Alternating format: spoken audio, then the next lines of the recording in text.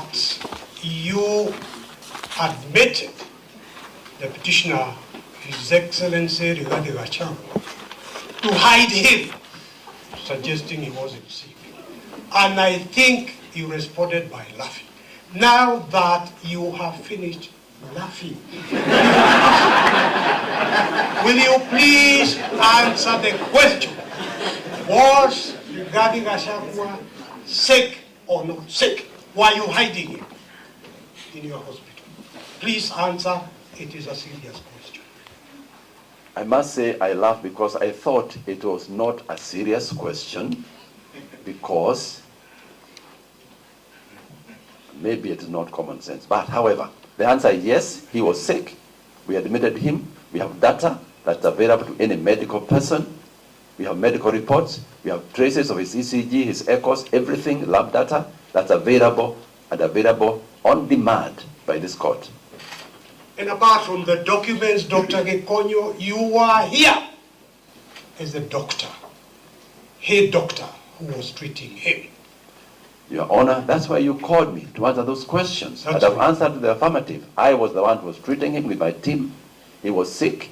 We have data. We have provided an affidavit. If there's any further questions, we will provide it. That's all, my lords, your leadership. Thank you, Dr. for coming to clarify those issues. You may now take your seat.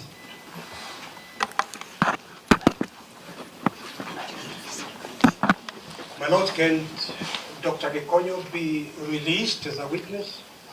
I would say that he can take his seat. Okay. He can be here or he can go home. Oh, okay. That is the only clarification I want. I don't think you'll be going home, you'll be going back to Paris.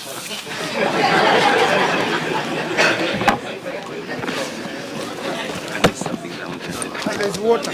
There's water. There's water. Is that your water? Yeah. Yes, my lords and my lady. Again, we are now in the proper business of submissions, and I am ready to proceed subject to any other direction that you may want to do. What is the kind of directions that you people will be seeking in relation to procedure? My lord, if it works for the court, we would want to have the remaining part of the day for us as the respondents try and push and possibly conclude our submissions. We also hope that if time allows, we could then have any responses so that the matter is closed today. But I think what we'll be asking for specifically is about, we will not go beyond 8 hours on the outer side. We are talking about 8 hours and we are talking about concluding today. Well, my lord, you know, we have previously sat up for about 10 p.m., but I wanted to get your direction so that we also know how to budget and plan as to when we'll be ending, so that we know which testimonies you take and whether or not you'd want to have us progress with the submissions this morning.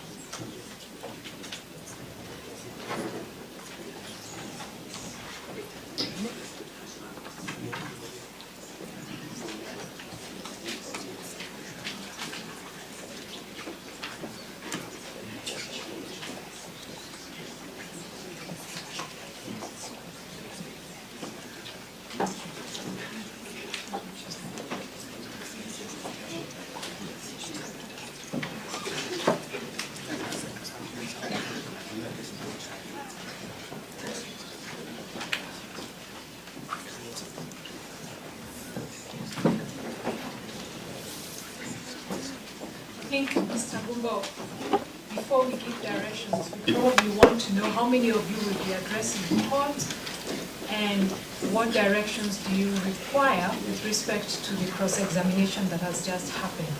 Will you follow that up by making oral submissions so that we don't have to take written? So, my lord, we will, in the course of making our oral submissions, be also submitting on what has transpired during the cross-examination. So that need not bring any complication. The respondents will deal with the issues in the course of highlighting their written submission. So that leaves Mr. Gumbo and... So, my lady, on behalf of the National Assembly, we will have 4 of us making our submissions. We do not expect to go beyond 2 hours. Yes, and that is for the National Assembly. That's for the National Assembly. Yes, Your Lordship, my lords, on behalf of Senate, I will lead the team and will be on point. Will be assisted by 2 other counsel on other questions. Not more than 2 hours. I think I should take not more than 2.5 hours.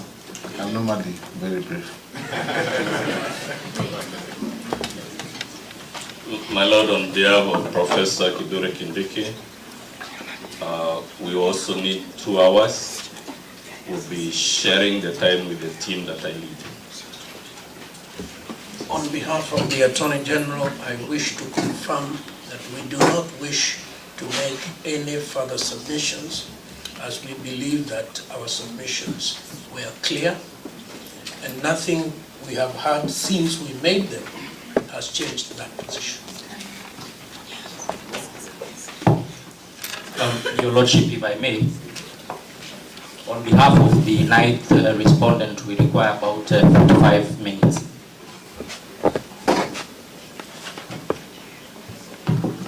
My Lord, for the 10th respondent, we'll just do 1 hour.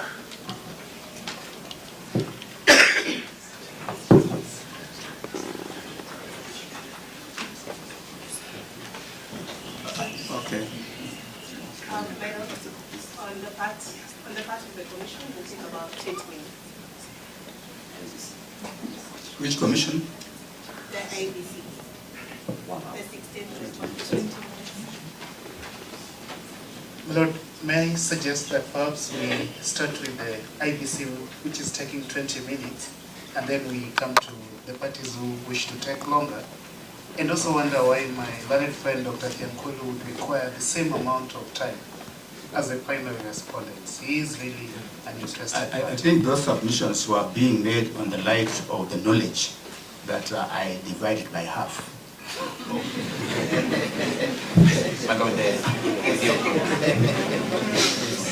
Yeah, I will certainly will not give you 2 hours. I'll not give you 2 hours. I'll not give you 2.5 hours. But will give you sufficient time for you to make coherent submissions in this matter. Our only concern is parity of arms. That side took about 10 hours. 10 hours. So we'll be taking less, even if you add all the times that they took. Yeah, even when you subtract the half, they still took 10 hours. They did not, but we'll give you sufficient time. My Lord, for the record, for the Speaker, my Lord, Milimo, my Lord will be taking not more than 30 minutes. That's 15, that's good. So can we have the person who will set the pace, 10 minutes, IEBC? If it may please you, my Lord, my name is Kibe Mungai. I appear with Mr. Kamwaro and Mr. Peter Koira for the 10th to 41st petitioners. We made our submissions on our petition last Thursday. My Lord, we are here for the simple reason that the following day, on Friday, the Constitutional Court of South Africa rendered a decision with regard to an issue of presidential impeachment that directly deals with part of the issues that was substantially raised on behalf of the first petitioner and by the 10th to 41st petitioners. A judgment that is directly relevant in this matter.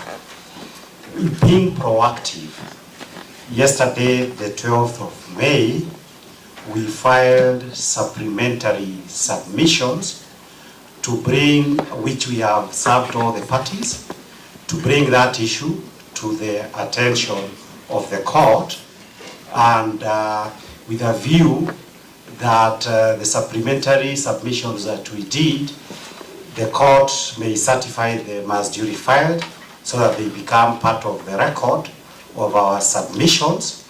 And today, so that to enable the other side to respond, to be able to seek directions of the court on how we should progress based on that issue. We make this request for the simple reason that the Supreme Court, in the case of Sonko, that has been cited severally, indicated that the advocates and all the parties and the court have a responsibility to ensure that cases are decided on the basis of all relevant matters of law and fact and the best research that is possible.